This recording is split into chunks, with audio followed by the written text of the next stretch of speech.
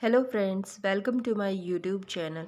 आज मैं आपके साथ डिस्कस करने वाली हूँ फॉरेन एक्सचेंज रेगुलेशन एक्ट और foreign exchange management act. So let's start with the topic. जो फेरा एक्ट है 1973 में पार्लियामेंट में पास किया गया और इन्फोर्स हुआ था 1 जुलाई 1974 को, और फेमा एक्ट एनेक्ट हुआ था 29 दिसंबर 1999 में और इन्फोर्स हुआ था जून 2000 में। फेरा एक्ट को रिपील किया गया था 1998 में बाय वाजपेयी गवर्नमेंट, और फेमा एक्ट ने सक्सीड किया था फेरा को। फेमा के अंदर 49 सेक्शंस है और फेरा के अंदर 81 सेक्शंस है। FERA conceived with the notion that foreign exchange is a scarce resource, यानी कि लिमिटेड रिसोर्सेज है, और FEMA act conceived with the notion that foreign exchange is an asset. FERA rules regulate foreign payments and FEMA जो है focus करता है increase करने पे फॉरेन एक्सचेंज रिजर्व्स को, और प्रमोट करता है foreign payments and foreign trade को।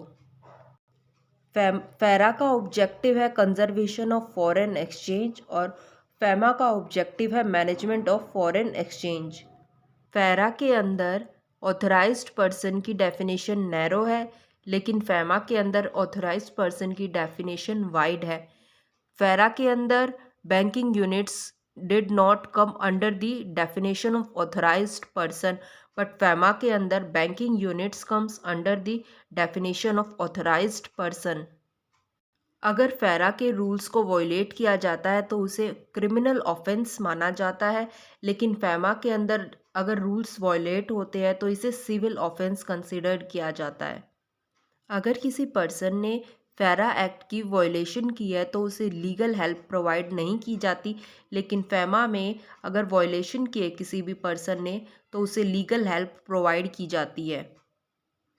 फेरा के अंदर कोई प्रोविज़न नहीं था ट्रिब्यूनल्स का।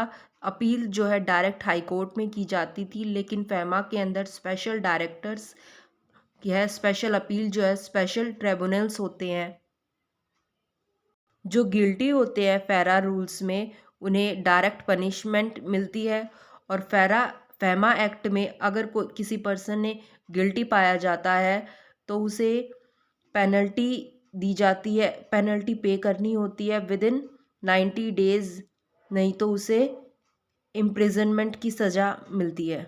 अगर एक्सटर्नल ट्रेड करना चाहते हैं तो आपको आरबीआई की अप्रूवल चाहिए होती है, लेकिन फेमा में आरबीआई की अप्रूवल की नीड नहीं होती है एक्सटर्नल ट्रेड करने के लिए।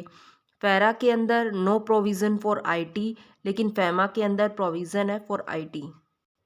अगर आपको मेरी वीडियोस पसंद आती है तो please like share and subscribe my YouTube channel.